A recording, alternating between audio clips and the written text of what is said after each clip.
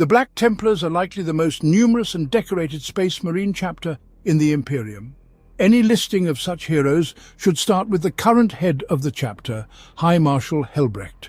Helbrecht currently serves as the High Marshal, Chapter Master, of the Black Templars Space Marine chapter. Besides leading the Black Templars, he is regarded as the finest naval commander in the Adeptus Astartes. During the Third War for Armageddon, he took command of all Space Marine warships. In collaboration with Admiral Parole of the Imperial Navy, Helbrecht successfully held off and eventually repelled the numerically superior Orc fleet. After the conflict on Armageddon, Helbrecht departed with Commissar Yarrick to hunt down the Space Hulk believed to be under the command of Orc warlord Gazkul Mag Uruk Thrakar. Helbrecht has vowed to ensure that Gazkul will not escape his vengeance, even if it means pursuing the Orc warlord across the entire galaxy, a promise he intends to keep. Despite a significant defeat at the hands of the Necron Stormlord Imhotep, Helbrecht has since exacted his revenge and now continues his patrol of the stars. Following the Indomitus Crusade, and at the behest of the resurrected Lord Commander of the Imperium, Robute Gilliman, Helbrecht commanded the Black Templars to launch crusades to aid every world of the Adeptus Ministorum within their reach that was threatened by the birth of the Great Rift. At some point after the Great Rift's emergence, Helbrecht crossed the Rubicon Primaris, enduring the agonizing transformation into a Primaris Space Marine. High Marshal Helbrecht exemplifies the traits of stubbornness, personal honor, and unwavering loyalty to the Emperor of Mankind that define the Black Templars chapter. His early career already hinted at his destined greatness, marked by his relentless determination and fierce resolve that set him apart from his fellow Astartes. After the final subjugation of the Xenarchs in the Sigillari Nebula, Helbrecht was elected High Marshal in the year 989 of the 41st millennium. Helbrecht's rapid ascent through the Black Templars' ranks was fueled by his intense desire to vanquish the Emperor's enemies, which left a lasting impression on his peers.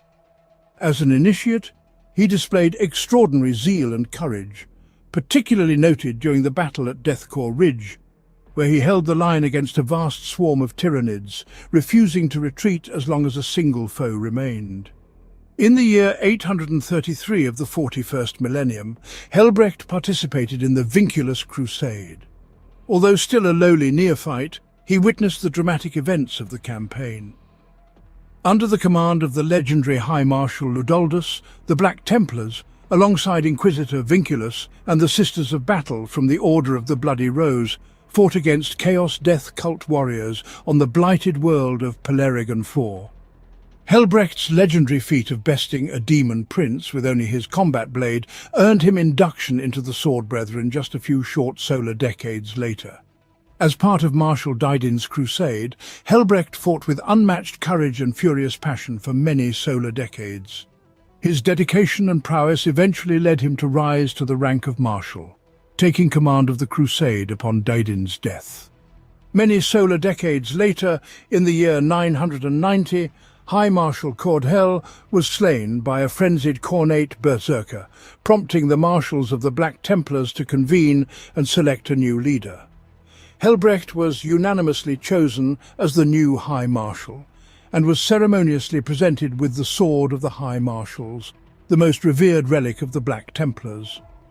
This formidable power sword is believed to contain fragments of the weapon wielded by Rogel Dawn during his assault on Horus's flagship, the Vengeful Spirit, in the final hours of the Siege of Terra. Sigismund, the founding High Marshal of the Black Templars, decreed that this weapon should be carried by all future High Marshals, ensuring they would always be reminded of their duty to atone for the Emperor's mortal wounding by incorporating pieces of Dawn's original sword in its forging. Upon his ascension, Helbrecht immediately declared a crusade against the Scythor fiends of the Ghoul Stars, known as the Ghoul Stars Crusade, and launched an offensive into that desolate region of space. No previous Imperial expedition had ever returned from this part of the galaxy. Within 8 standard years, the Xenos population in the outlying Ghoul Stars systems had been exterminated, and the Crusade pushed onwards to the aliens' homeworlds. However, upon reaching the core systems, they found them eerily deserted. No trace of the aliens could be found, but before a thorough investigation could be initiated, a desperate call for aid came from the besieged hive-world of Armageddon. The infamous Orc warlord Gajkul Mag Uruk Thraka had returned at the head of a massive Orc Wah, the likes of which had not been seen since the Ulanor Crusade. The Third War for Armageddon had begun. With a storied history and an impeccable battle record, the Black Templars followed High Marshal Helbrecht into the most harrowing battles without hesitation, confident in their inevitable victory. 3 Crusades of the Black Templars assembled at the Chapter Keep on Fergax and departed for the Segmentum Solar after observing the appropriate prayers and devotions to the Emperor. Upon arrival in the Armageddon system, Helbrecht was appointed overall commander of the assembled Adeptus Astartes fleet, drawn from several different chapters, due to his extensive naval experience. Meanwhile, Marshals Ricard and Amalrich led their crusades to the surface of Armageddon. The war in orbit was fiercely contested, with Helbrecht spearheading numerous boarding actions against Orc space hulks. Together with Admiral Perrault's Imperial Navy battle fleet, these actions effectively crippled the Orc invasion. As the space hulk believed to be Gajkul's flagship retreated from Armageddon, Helbrecht swore a solemn oath to pursue the Orc warlord. Commissar Yarrick, the hero of Armageddon, requested the honor of accompanying the Black Templars in their quest. Helbrecht, holding the venerable Commissar in high regard, granted his request. Helbrecht and Yarrick pursued Gajkul across the galaxy. Although they managed to corner his flagship Kill Wrecker, Gajkul ultimately escaped into the warp, setting the stage for his great Wah. In the year 930, the forces of the notorious Necron overlord Imhotep the Stormlord, Pharaon of the powerful Sautek dynasty, descended upon the frozen plains of the imperial ice world of Schrödinger 7. You have ruled this galaxy for 10,000 of your years, and yet have so little to account to show for your efforts. Such failure must be as depressing to bear as it is shameful to behold. Imhotep the Stormlord, taunting Marshal Helbrecht. The Necrons forced the local defenders to seek refuge in the labyrinthine cryonite mines, but could not stop the planet's astropathic choir from sending out a distress call. In response, a Black Templars strike force under the command of Marshal Helbrecht swiftly arrived. Imhotep, however, was not caught off guard and had already positioned his undying Necron armies in a formidable defensive stance. Helbrecht led a bold assault intended as a devastating alpha strike, but this effort was thwarted by a series of meticulously planned Necron ambushes at the drop pod and Thunderhawk landing zones. As the frozen caverns reverberated with the roar of explosions, scores of Black Templars and Necrons were thrown into rivers of molten cryonite. Eventually, Imhotep and Helbrecht faced off in single combat atop a stalactite-laden ice bridge. In the ensuing duel, Helbrecht, fueled by hatred for the Xenos, dealt Imhotep a dozen devastating blows. However, each time the Pharaon's living necrodermis quickly repaired the damage within seconds. Despite being the superior swordsman, Helbrecht was unable to deliver a truly crippling blow, and as the duel dragged on, he finally collapsed under the relentless assault of the Necron Lord, blood streaming from numerous serious wounds. Yet, instead of finishing his opponent, Imhotep brought his scythe down and severed Helbrecht's right hand, intending to remind the Marshal of his much-deserved defeat. Helbrecht roared in fury and pain as Imhotep cast him off the ice bridge to the frigid cavern floor below. The surviving Black Templars quickly rallied to their fallen Marshal's side and made a fighting retreat, ultimately leaving Schrödinger 7 in the Stormlord's control. Following this humiliating defeat, Helbrecht swore an oath of vengeance against the Necrons, particularly targeting Imhotep. He vowed that the next time they met, only one of them would leave the battlefield alive. Helbrecht would soon have the opportunity to fulfill his oath of vengeance when his Crusade fleet detected Necron activity near the world of Davatas. Quickly moving to intercept, Helbrecht was elated to learn that their target was the inevitable Conqueror, the personal Cairn-class tombship and flagship of Imhotep. With all haste, the Black Templar battle barge Sigismund landed crippling blows on the inevitable conqueror's propulsion array, leaving it stranded.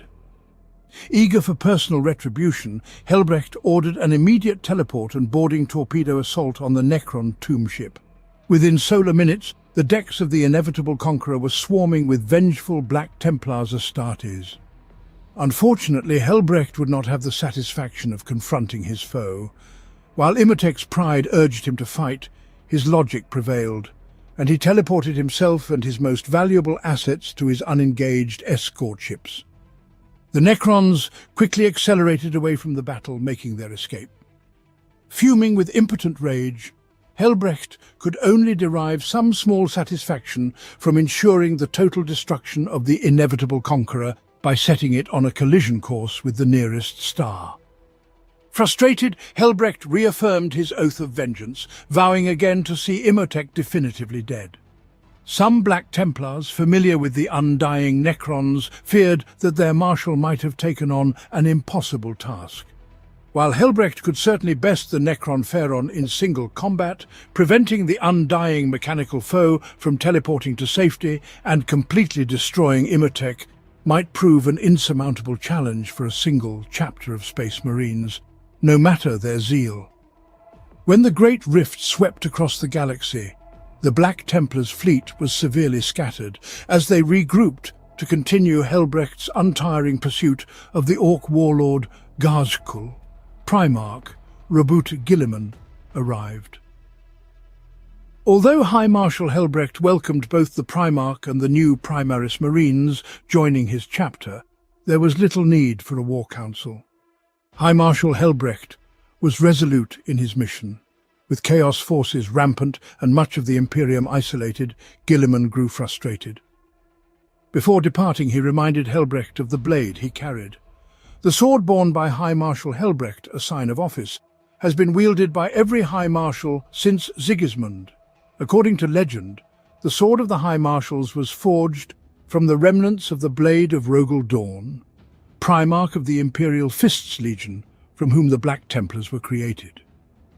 As the story goes, Rogel Dawn discovered the Emperor's beaten body aboard Horus's flagship, and fulfilling his father's last request, returned him to the Imperial Palace to be interred upon his golden throne. In a moment of rage at his failure to protect the Emperor of mankind, Dawn shattered his sword. It was Sigismund, then the first captain of the Imperial Fists Legion, who collected the shards, though he did not know their future significance at the time.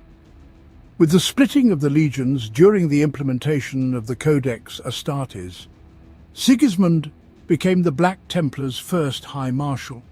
He decreed that the sword of the High Marshals should incorporate shards of Dawn's weapon, forever reminding his sons of their duty. Humbled by Guilliman's broader perspective, High Marshal Helbrecht immediately dispatched Black Templars' crusades to aid every ecclesiastical world within reach. High Marshal Sigonandus served as the High Marshal of the Black Templars during the turbulent period known as the Wars of Apostasy in the 36th millennium. Renowned for his fierce vengeance, Sigonandus was among the most fearsome leaders ever to command the Black Templars. Once a crusade was declared under his leadership, the fate of the foe was sealed, as Sigonandus would not relent until every last trace of the enemy was obliterated.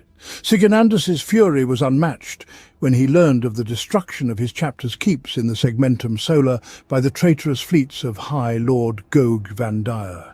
Seeking retribution, in the year 378, he mustered 4 crusade fleets and set a course for terror, driven by a thirst for vengeance. The Black Templars, alongside the Imperial Fists, Soul Drinkers, the devoted Firehawks, and elements of the Martian Skitarii, laid siege to Vandir's ecclesiastical palace.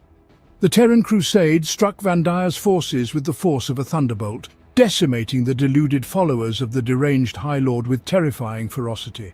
The siege of Vandir's palace endured for many months. High Marshal Sigonandus, alongside Chapter Master Lazarian of the Imperial Fists, fought their way to Vandir's chambers, wielding their thunder hammers to crush all who stood in their path. When the battle concluded and Vandir lay dead at the hands of his own bodyguard, the brides of the Emperor, Sigonandus still burned with rage over the destruction of his chapter's keeps and the magnitude of Van Dyer's betrayal. Unyielding in his quest for vengeance, High Marshal Sigonandus departed Terra to hunt down all who had broken faith with the Emperor. His relentless pursuit scorched worlds across the galaxy until his death in the year 522. High Marshal Bohemond.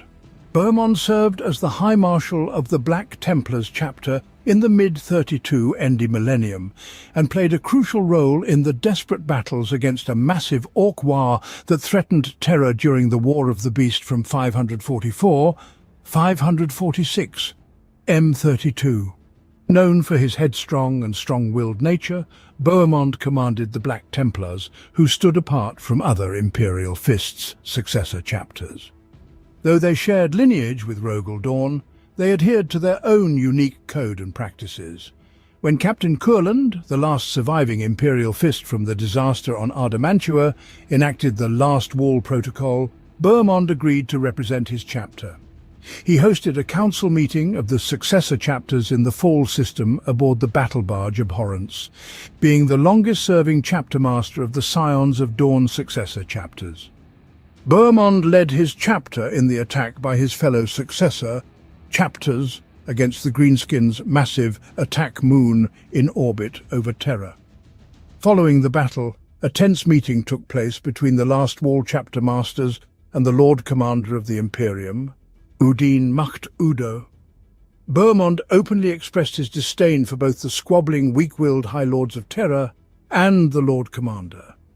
After Ulanor Prime was identified as the origin of the beast and his massive war, Bohemond was a central advocate for an Imperial counterstrike to kill the beast and eradicate the Greenskins. He led his chapter during the invasion of the beast's capital world, Gorkogrod, fighting alongside the returned Salamander's Primarch Vulcan. Throughout this epic battle, Bohemond led from the forefront but frequently proved insubordinate to both Captain Kurland and Vulcan himself. Frustrated by Bohemond's constant challenges to Kurland's authority, Vulcan challenged the High Marshal, proposing that whoever could lift his massive thunderhammer, Doom Tremor, would rightfully assume the mantle of Lord Commander of the Imperium. This challenge was a ploy, as the weapon was so heavy that even an Astartes in Terminator armor could not lift it. Both Bohemond and the Crimson Fist's chapter master, Cassandra, failed to lift the hammer. However, Kurland, with the help of the Fist's Exemplars chapter, Master Maximus Thane and his squad managed to lift the mighty weapon together and launch it like a javelin. Demonstrating his willingness to work with others and not seek individual glory, Kurland was declared the best candidate for Lord Commander by Vulcan. During the final assault on the beast's temple Gargant, Bohemond again objected to Kurland's leadership when he ordered the Astartes to evacuate and let Vulcan face the beast alone, per the Primarch's wishes. Enraged by Bohemond's callous disregard, Vulcan struck him to the ground. Chastised and shamed before his fellow Scions of Dawn, Bohemond eventually evacuated with the rest. Marshal Marius Amalric played a pivotal role in the closing days of the 13th Black Crusade, prior to the fall of Cadia, and in the Ultramar campaign, which saw the resurrection of the Primarch Roboute Guilliman. He also participated in the Terran Crusade, led by Guilliman to reunite with the Emperor of Mankind on Holy Terra. It is possible that Amalric was the marshal commanding the Tiberia Crusade until High Marshal Helbrecht redirected it to support the Imperial defenders in the Third War for Armageddon. Amalric subsequently led a Black Templars crusade fleet, known as the Cruxis Crusade, to Cadia to help defend it from the forces of chaos. He was one of the few survivors who fled off-world and accepted aid from the Ynnari to counter an assault by Abaddon the Despoiler. After this, they fled through the webway to Ultramar. Following Guilliman's resurrection and the arrival of a new Black Templars crusade at Macragge to support the revived Primarch, Amalric was honoured for his contributions and was named the Emperor's champion by the chapter's chaplains. During a critical moment of the Terran Crusade aboard a Blackstone fortress within the warp rift known as the Maelstrom, Amalric struck a decisive blow against the bloodthirster Skarbrand, the Exiled One, stabbing him through the chest with the black sword of the Emperor's champion. Though this act cost Amalric his life, Guilliman used the opportunity created by the wound to defeat the greater demon of Khorne, escape the trap set in the maelstrom by Kairos Fateweaver, and continue his journey to Terra. Marshal Magneric served the Black Templars in the 32nd millennium. A devoted follower of Sigismund and a hero of the Horus heresy, Magneric was severely wounded in combat against his former friend, the Iron Warrior's warsmith Calcator, and was subsequently interred within a dreadnought. Unlike other dreadnoughts, Magneric rarely entered the required hibernation cycles, which led to emotional instability and an extreme fanaticism, even by Black Templars standards. His temperament was often balanced by his trusted Castellan, Rolston. Magneric led the Calcator Crusade with relentless zeal, determined to seek vengeance on the warsmith. He eventually cornered Calcator on the planet Zelenic 4, but both forces were simultaneously attacked by orcs from the Beast. Despite initial refusals to consider a temporary truce, Magneric was persuaded by Rolston to set aside their vendetta to combat the common threat. Magneric met his end during the Battle of Vandis in the War of the Beast. When orcs boarded the warship Obsidian Sky in great numbers, Magneric valiantly defended the bridge, killing many enemies before ultimately ordering the ship to ram a nearby orc carrier, sacrificing himself in the process. Marshal Gervart led the second purging of Lastrati in the year 543 of the 36th millennium as part of the Athalor Crusade. Lastrati, a hive world in the Ultima Segmentum, had become a pilgrimage site where the faithful witnessed spectacles like the Hill of Heretics and the Plain of Purity. Marshal Gervart and the Black Templars arrived on Lastrati to draw inspiration from its displays of faith, but were appalled by what they found. The Quintarchs of Lastrati had resorted to barbaric blood rituals and human sacrifices in their quest for genetic perfection. Initially welcomed by the inhabitants as paragons of genetic supremacy, the Space Marines soon realized that the rituals bore too much resemblance to the heretical worship of the ruinous powers.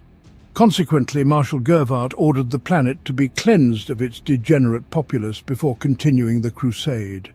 After 4 years of intense combat, Gervart's warriors drove the remaining forces of Lastrati back to the Plain of Purity, where they made their final stand at the Hill of Heretics.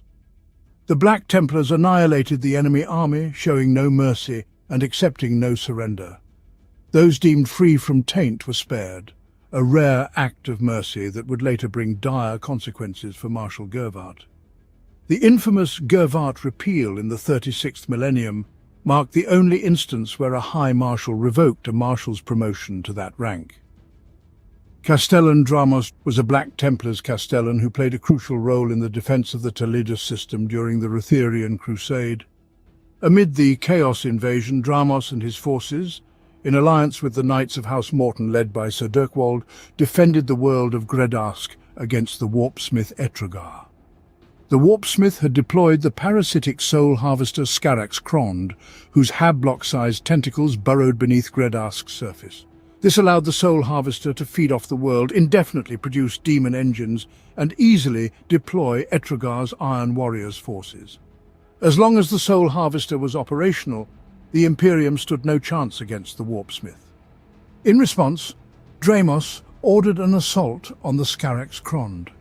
While his Black Templars and Morton's Knights battled the Iron Warriors, Dramos and his command squad fought their way to the heart of the Soul Harvester, in a self-sacrificial act that would immortalize their names in the chapter's honor scrolls.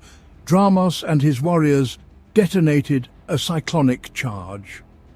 Though the explosion did not completely destroy the Scarax Crond, it severely damaged the Soul Harvester, giving the surviving Imperial forces time to regroup.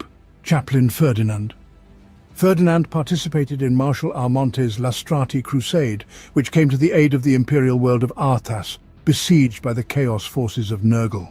Due to the Crusade's efforts, the Death Guard Chaos Lord Malik Voss and the Nurglite Demon Prince, known as the Fly Lord, were held at bay, but the Black Templars suffered heavy casualties. As the battle dragged on, the Crusade soon found itself isolated, dealing a fatal blow when Marshal Armonte was killed. With his death, any hope of saving Arthas faded, yet the remaining Black Templars refused to retreat until they had reclaimed Armonte's body. With time running out, Ferdinand and the Emperor's champion Horst led the remnants of the Crusade against the Chaos forces, personally led by Malek Voss and the Fly Lord. Despite the Black Templars' valiant efforts, they were annihilated before reaching the Marshal's body, and Ferdinand was ultimately slain by plague drones. Forge Master Jurisian, the Forge Master of the High Marshal's flagship, Eternal Crusader, served for 19 standard years before being assigned to the Hell's Reach Crusade during the Third War for Armageddon. In the initial days of the siege, he was dispatched to a defensive position in the Ash Wastes, designated D16 West, which housed a sealed Adeptus Mechanicus installation. After hours of laborious work, Jurisian discovered that the installation contained the Great Ordinatus Armageddon Oberon, also known as the Death of Titans, a relic from the First War for Armageddon. The Ordinatus was equipped with a formidable Nova cannon typically used in ship-to-ship combat. Jurisian spent the remaining 2 months of the siege unlocking Oberon's resting place, reactivating the machine, and returning to Hell's Reach. Ultimately, Jurisian's crucial contribution to the battle for Hell's Reach was the destruction of the Orc mega-gargant known as Godbreaker. Captain of the Banner and Emperor's Champion Navarre, the Wars of Apostasy, also referred to as the Terran Crusade, encompassed a series of battles waged against the forces of the renegade High Lord of Terror, Goje Vandira, during the Age of Apostasy's reign of blood in the 4th century of the 36th millennium. During this chaotic era, the Black Templars had largely distanced themselves from the Imperium's internal strife. However, upon the return of their Crusade fleets to the Segmentum Solar, they discovered that their chapter keeps had been obliterated by orbital bombardments, revealing the full scope of Vandira's treachery. Furious at Vandira's perversion of the Emperor's will, High Marshal Sigonandus declared an imperial crusade against Vandire on Terra in the year 378 of the 36th millennium. The Black Templars, alongside their progenitors, the Imperial Fists, the Soul Drinkers, the Zealous Firehawks, and elements of the Martian Tech Guard, launched an assault on Terra itself, laying siege to Vandire's ecclesiastical palace. For months, the armies of the Imperial Preacher Sebastian Thor, the Space Marines, and their allies besieged the ecclesiastical palace, but failed to breach its formidable defences. In a final, desperate assault, Emperor's Champion Navarre of the Black Templars took a leading role.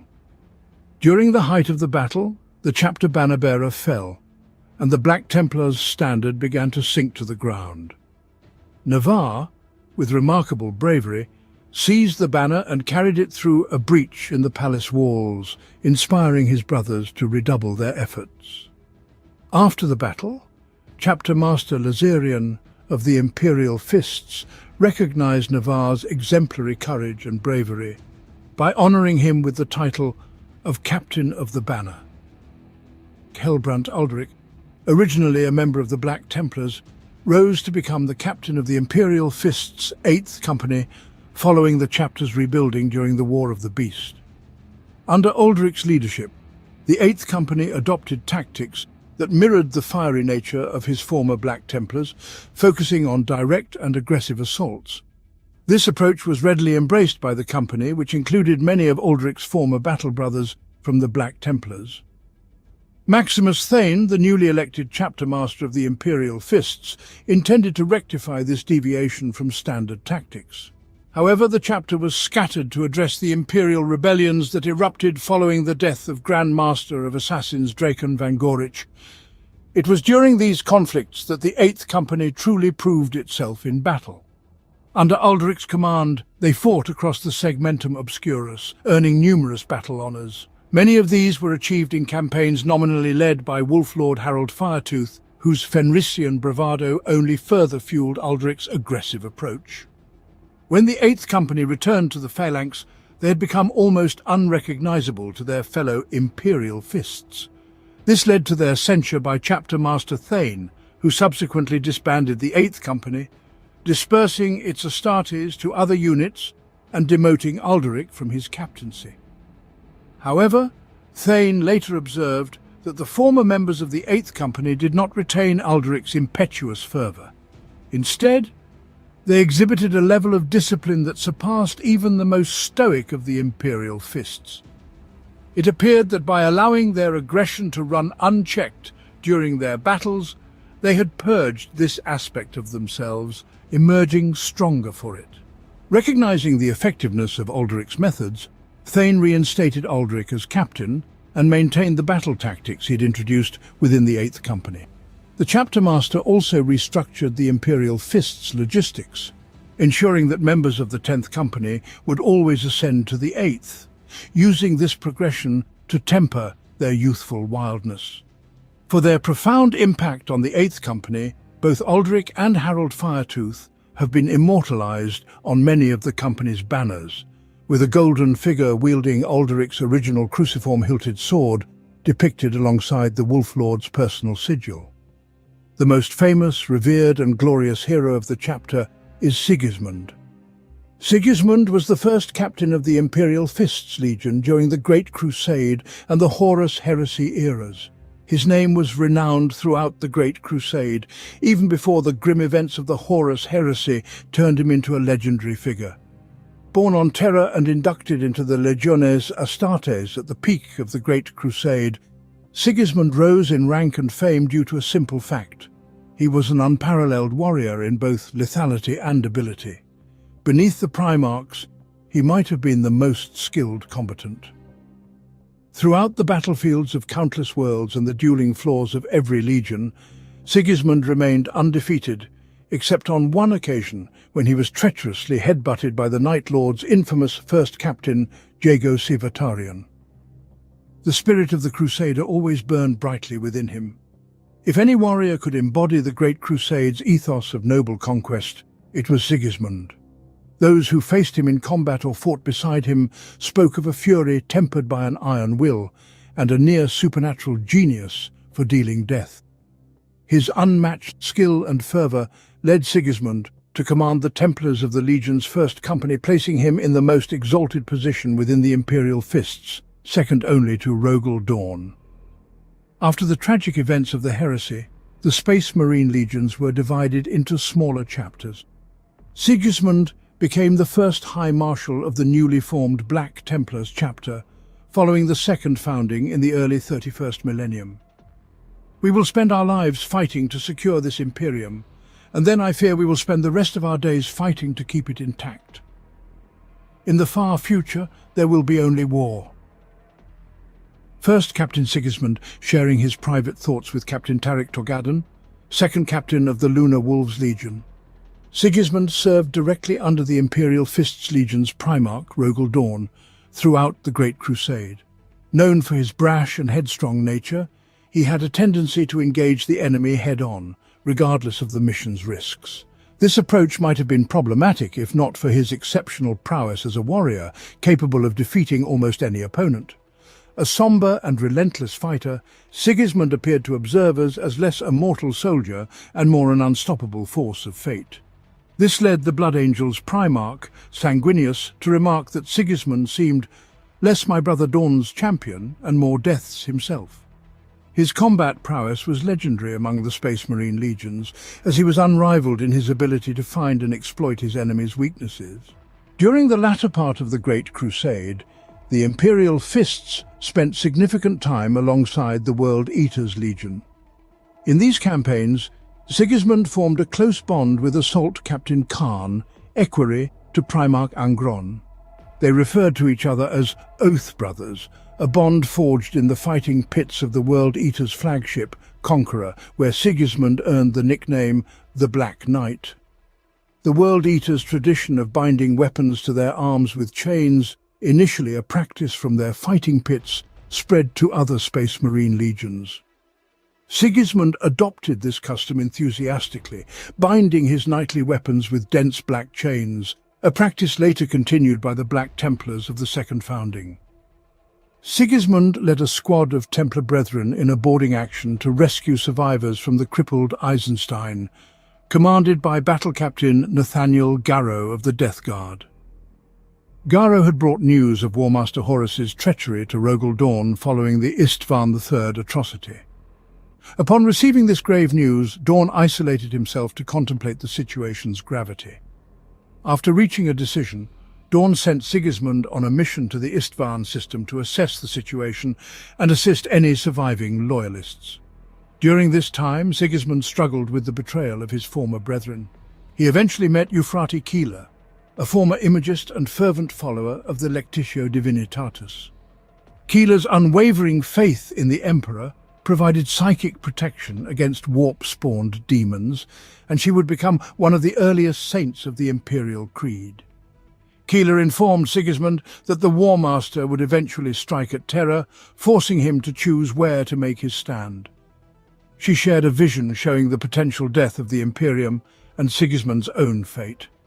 One choice would lead to his death under an unknown star, alone and forgotten. The other choice would lead to endless war, where his father Dawn would need him. Deeply affected by this conversation, Sigismund, usually stoic, found his resolve shaken. He requested to remain by his Primarch's side, leading Dawn to pass command of the Retribution fleet to the veteran Captain Yonad. Although Dawn didn't fully understand Sigismund's request, he trusted his son and granted it without question. Many solar weeks passed after Dawn had learned of his brother's betrayal. Sigismund vividly remembered the rage in his Gene-father's eyes. Dawn had wanted to confront Horus personally, to extract the traitor's confession and bring retribution himself. But duty had restrained him, duty to the Emperor and the Imperium that Horus now sought to destroy. They had returned to Terra, but Dawn had sent his sons as emissaries of his fury, naming it a Retribution fleet. 30,000 Imperial fists and over 500 warships had set out for the Istvan system, a force powerful enough to subdue 100 worlds, driven by a brother's wrath. Now a second force from many legions gathered to strike at Istvan V, but no word had come from the Retribution fleet. Though Dawn agreed to his first captain's request to stay by his side, Sigismund had kept the true reason to himself, sensing that the Primarch would not understand. Sigismund barely understood it himself, but he had made his decision. That deception had weighed on Sigismund like penitent chains ever since.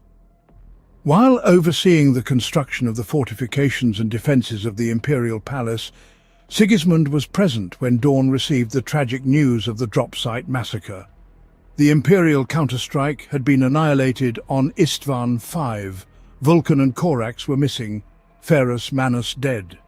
The Night Lords, Iron Warriors, Alpha Legion and Wordbearers had joined Horus, a Primarch dead, 2 lost. 3 legions gone and 4 turned from friends to enemies in the space of a few words. Just as the vision Euphrati Keeler had shown Sigismund, this was the true beginning of the end. If 4 more legions could turn against the Emperor, then why not more still?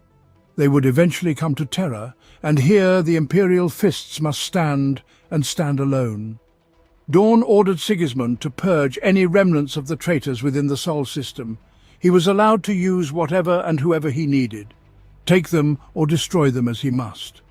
Following this grievous news, Dawn ordered the rest of the Imperial Fist Legion to be recalled to Terra, even if they burned through 1,000 astropaths to reach the throne world.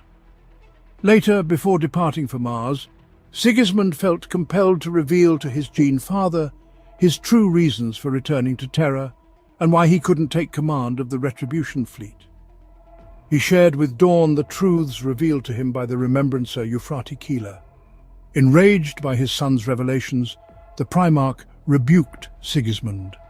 They were made to serve, Dawn explained. Every Primarch and every son of a Primarch existed to serve the Imperium. Their existence had no other meaning. Their choices were not their own, their fate not theirs to choose. Sigismund's will was Dawn's, and through his Primarch, the Emperor's. Dawn had trusted him, and Sigismund had squandered that trust on pride and superstition, much like those who now rebelled against the Emperor. Shamed, Sigismund offered his blade to his Gene-father to take his life, but the Primarch refused. He would retain Sigismund as first captain, but none would ever know of what he had done. Dawn would not allow Sigismund's fear and pride to sow doubt in their ranks. His shame would be his to bear alone. Dawn then disowned Sigismund as one of his sons, declaring that no matter what his future held, Sigismund would never again be one of his own. Yet Keeler had revealed to Sigismund that he would be needed before the end. His father would need him. He must bear whatever would come. Sigismund was thankful that he was still alive, and thus he could still serve. He vowed that he would not fail. Mission to Mars. At the dawn of the Horus Heresy, as the schism of Mars erupted, open warfare broke out on the Red Planet between the loyalist Mechanicus and the traitorous Dark Mechanicus. Malcador the Sigillite, regent of Terra, tasked Primarch Rogel Dawn with a mission of critical importance, securing the forges of Mars. Dawn, in response, dispatched First Captain Sigismund and 4 companies of Imperial Fists to carry out the mission. The forges of Mondus Oculum and Mondus Gamma, responsible for producing the majority of Astartes' armor and weapons, were their primary targets. Securing these would allow the Imperial Fists to then move outward and secure other key locations. Sigismund's companies made their initial landing at Mondus Oculum, while the rest of the Imperial Expeditionary Force engaged in combat across Mars. Deploying rapidly under fire near Pavonis Mons, 13 companies of Saturnine hoplites from the Imperial Army advanced on the circumvallation lines surrounding the forge of Ipluvian Maximal.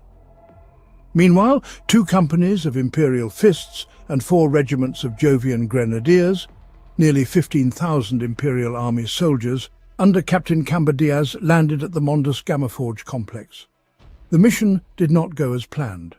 Cambadias and the Jovian regiments were quickly embroiled in a life-and-death struggle at Mondus Gamma, while the Saturnine companies failed repeatedly to break the siege at Ipluvian Maximal's forge due to the grotesquely altered weapon creatures of the Dark Mechanicus. Despite these setbacks, Cambadias secured the armor forges and ammunition silos, though outnumbered 100 to 1. Crom's traitor forces pushed him back to the landing fields with heavy losses.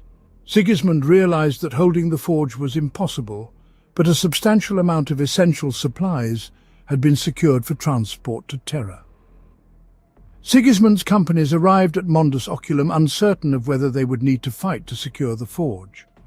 They were relieved to find fabricator Locum Kane still loyal to the Emperor. Sigismund secured vast quantities of munitions for shipment back to Terra, including nearly 12,000 suits of Mark IV power armor and twice as many weapons. However, time was running out. Despite the Locum's servitors working at full capacity, loading the bulk transports was slow, and Sigismund's shipmasters reported a large enemy force approaching, including traitor infantry, armor, Skitarii, and at least 2 Titan legions with nearly 60 war engines. Sigismund's desire for vengeance against the Emperor's enemies conflicted with his mission to secure the armor and weapons of Kane's forge. Realizing the futility of defiance against overwhelming odds, he adhered to his orders. Locum Kane warned that if both the Mondus Oculum and Mondus Gamma forges fell, the Imperium would struggle to replenish its combat losses against the traitors. After hours of intense fighting, both Mondus Oculum and Mondus Gamma were ablaze, with vast amounts of machinery and manufacturing capacity destroyed. The loss of such irreplaceable technology and knowledge would impact the Imperium for millennia. As the Imperial transports fled Mars like comets launching into the sky, Astartes and Imperial Army vessels jostled in their haste to escape the Crimson World. The mission, though costly, was successful, and the loyalist Astartes secured a significant number of new power armor suits in preparation for the impending campaign against Terra by Horus's traitor legions. Siege of Terra. We began in ignorance, fighting a war that we did not understand against weapons we had never dreamt existed. We were unready, we were vulnerable, we were weak. But in those first moments our enemies gave us strength. The strength to live, to rise from the bloody fields, to march on but not to fall. All this is ours now, and was not before. As Sigismund, first Captain Legio Astartes, Imperial Fists, words spoken to the Templars at the first gate to Terra. At the end of the Horus Heresy during the Siege of Terra, Sigismund was chosen to be the first Emperor's champion. Personally selected by Rogel Dawn, Sigismund received the immense honor of serving as the emperor's personal champion. Although deeply honored, Sigismund felt uneasy about one thing. It seemed wrong to obscure the sacred colors of his legion. The imperial fist's reclusiarch, who bestowed sacred blessings upon Sigismund's armor and war gear, reassured him that it was Dawn's command. Sigismund's heraldry was changed to black, symbolizing his direct service to the emperor, akin to the reclusiarch and chaplains. This marked him out in the emperor's sight. With this reassurance, Sigismund marched through the war-torn carnage, challenging any champions of chaos to single combat and confronting anyone else who crossed his path. When Rogel Dawn accompanied the Emperor and Sanguinius in boarding Horus's flagship, the Vengeful Spirit, he left most of his imperial fists behind to defend the imperial palace. Sigismund was entrusted with leading the imperial ground forces against the traitor legions until Dawn's return. The Black Templars chapter has since honored Sigismund's legacy by continuing the practice of naming an Emperor's Champion. Emperor's Champion. Sigismund, the first captain of the Imperial Fist Legion, was chosen by his Primarch as the first High Marshal, Chapter Master, of the newly created Black Templars chapter during the second founding. The chapter took upon themselves the black and white panoply of Sigismund's personal heraldry at the Siege of Terra. Chosen as the Emperor's champion for his fervent faith in the Emperor and his undying devotion to mankind, those zealous warriors who became Black Templars sought to emulate their former first captain's heroic example. Seeing the strife that beset the Legiones Astartes during the days of the second founding, Sigismund determined that a gesture of supreme faith was needed. As High Marshal of the Black Templars, Sigismund swore a mighty oath that upon leaving Terra he would prove his loyalty, never resting in the prosecution of his duties against the enemies of the Emperor. It is an oath that every subsequent High Marshal has renewed, and so the greatest and longest imperial crusade in imperial history was begun, a crusade that has continued unbroken for 10,000 Terran years. In the year 781 of the 31st millennium, 5 standard centuries after his retreat from Terra, Ezekiel Abaddon, now the War Master of Chaos known as Abaddon the Despoiler, returned to imperial space at the head of a host of traitors and demons. It was the Imperium's first encounter with the newly renamed Black Legion and the return of a brutal and bitter enemy many had thought lost to the graveyard of history. This was the first of the 13 Black Crusades. Since the Great Scouring, Abaddon had remained within the Eye of Terror, rebuilding the Black Legion as a vengeful reflection of its former glory. At last, the Black Legion and the other traitors returned to real space, the first chapter in their long war against the Emperor ready to be written in the blood of imperial worlds. The new regents of the Imperium, the High Lords of Terror, did not expect the traitor legion's return, and so were unprepared to face them, but not all of the Emperor's servants had forgotten its wayward sons. During this first incursion into imperial space, Abaddon faced the ancient Templar king, Sigismund, the High Marshal of the Black Templars chapter. By this time, Sigismund was a veteran of more than 1,000 standard years. Age had ravaged him, yet he burned with life. Sigismund informed Abaddon that he had sought the former first captain as terror burned in the fires of Horus's heresy, hunting for him day and night. Always lesser men had blocked his way. Always they died so that he might live. He also told Abaddon that he had never stopped searching for him, not through all the long years. Then the 2 ancient warriors raised their blades, the Primarch slaying Lightning Claw known as the Talon of Horus and the ebon-bladed Black Sword, as both warriors prepared to fight one another to the death. Sigismund badly wounded Abaddon and drove the Black Sword through the War Master's chest, but the Despoiler proved the ultimate victor, disemboweling and slaying the High Marshal with the Talon of Horus.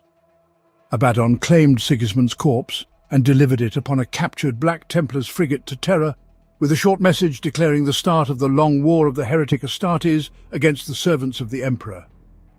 "We are returned." Templars relics. The holds of the Black Templars crusade fleets are filled with innumerable prized relics and holy artifacts. Saved from destruction, They are preserved by a multitude of chapter serfs who meticulously maintain these sacred heirlooms in preparation for the day when they are ready to be carried to war in the Emperor's name. These hold sacred value and serve as objects of worship and remembrance of the great heroes of the chapter. Ancient Breviary. This humble prayer book once belonged to the first High Chaplain of the Black Templars. It contains his teachings on the divine, and his successors recite from its pages on the eve of battle. Every utterance from this tome carries immense weight for the battle brothers of the chapter. Armour of Faith. Armour of Faith is the traditional name given to the suit of artificer armour gifted to an emperor's champion. Chosen from the finest artificer armour available to the chapter, and then inscribed with sacred wards and catechisms of hatred, the armour offers greater protection than any ordinary suit of power armour could, allowing the Emperor's champion to complete his holy duty. In addition, such is the protection of its wards that some blows and rounds are simply turned aside or flashed to nothing in a blaze of divine power. Armour of the Remorseless Crusader. This suit of artificer armour is one of a trinity crafted by the artificers of the Black Templars.